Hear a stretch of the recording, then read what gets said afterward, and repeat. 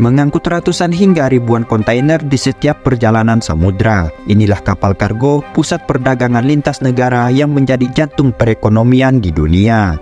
Kapal kargo berfungsi sebagai jembatan penghubung ekonomi antar negara.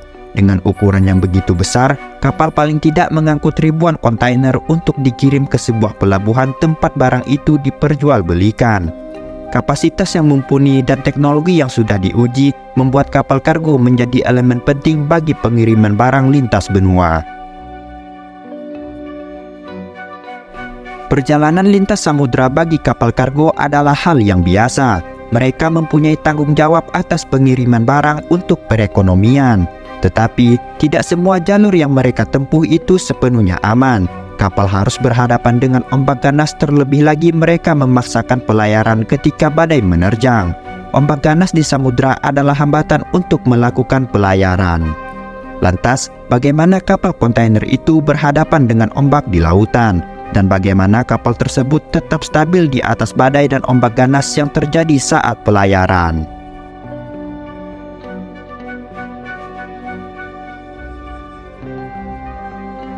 Badai di laut merupakan pengalaman yang mengerikan. Badai besar dapat menghantam kapal yang paling besar dan paling kokoh sekalipun. Mereka adalah bagian kehidupan di air yang tidak dapat dihindari saat melakukan pelayaran. Meskipun kapal kargo modern dirancang untuk menghadapi cuaca buruk dan sulit, badai di laut adalah salah satu badai paling berbahaya di lautan yang dapat dihadapi kapal. Kapal yang paling berbahaya dalam badai adalah kapal yang kosong. Itu karena berat muatan membantu menstabilkan kapal melawan ombak. Balas memberikan sedikit kestabilan bobot ketika kapal berlayar dalam keadaan kosong. Kapal-kapal saat ini dibuat dari baja yang tebal. Namun, jika ombaknya besar dan kuat serta hentakannya berlangsung cukup lama, hentakan ombak tersebut masih dapat menghancurkan sebuah kapal. Untuk memenangkan pertempuran dengan laut, ini bergantung pada seberapa baik sebuah kapal dirawat, kru yang terlatih dan berpengalaman, serta beberapa desain teknik kapal yang sangat indah. Ada dua cara bagi kapal untuk mengurangi efek goyangan ketika berhadapan dengan ombak maupun gelombang. Cara yang pertama menggantungkan pada desain kapal, sedangkan cara yang kedua adalah melakukan manuver. Desain kapal-kapal modern saat ini memang terus berkembang sesuai tuntunan kebutuhan kapal itu sendiri dalam melaksanakan beban tugasnya dan area penjelajahannya. Sebagai contoh, untuk kapal yang mengarungi lautan dalam dan dangkal akan berbeda bagian yang tenggelam. Demikian juga untuk kapal penjelajah es berbeda bagian depannya dengan kapal yang mengarungi samudra biasa.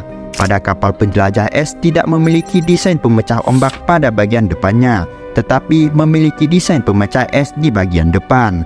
Sedangkan kapal yang membutuhkan kecepatan tinggi seperti kapal patroli akan lebih efektif memiliki desain trimaran di mana bagian tengahnya tidak ada kontak dengan ombak dari depan. Berbeda dengan kapal-kapal penumpang yang relatif tidak membutuhkan kecepatan tinggi dalam pelayarannya, mereka akan dilengkapi stabilitas, yaitu semacam sayap di tengah yang akan mengembang ke samping kanan kiri ketika ada goncangan karena ombak atau gelombang.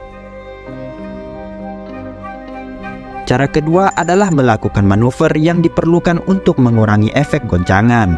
Biasanya, kapal akan lebih bergoyang jika terhantam ombak dari arah samping. Apabila goncangan terlalu keras dan membahayakan, biasanya kapten kapal akan memberi instruksi untuk mengubah haluan sementara agar ombak yang datang menghantam dari arah belakang.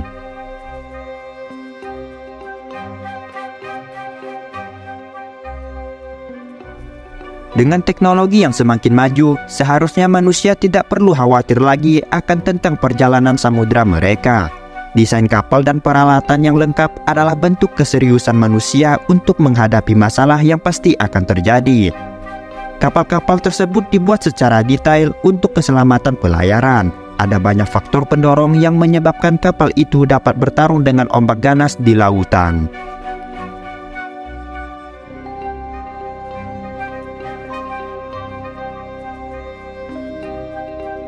Badai yang besar di lautan sepenuhnya memang sulit untuk dihindari.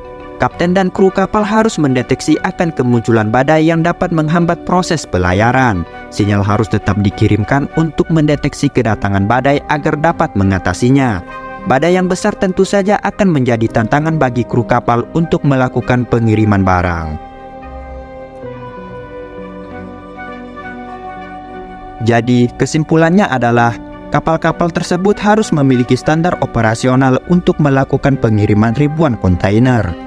Ini bukan tanggung jawab yang ringan, mereka harus bertahan beberapa hari bahkan berminggu-minggu untuk melakukan pengiriman. Badai dan ombak yang menerjang adalah masalah serius yang selalu mereka hadapi. Oleh karena itu, jangan mengeluh jika paket COD-mu memakan waktu yang lama dalam pengiriman. Bisa saja mereka bertaruh nyawa hanya untuk menyelamatkan paket skincare gratis ongkirmu itu. Terima kasih telah menonton and see you the next video. Peace.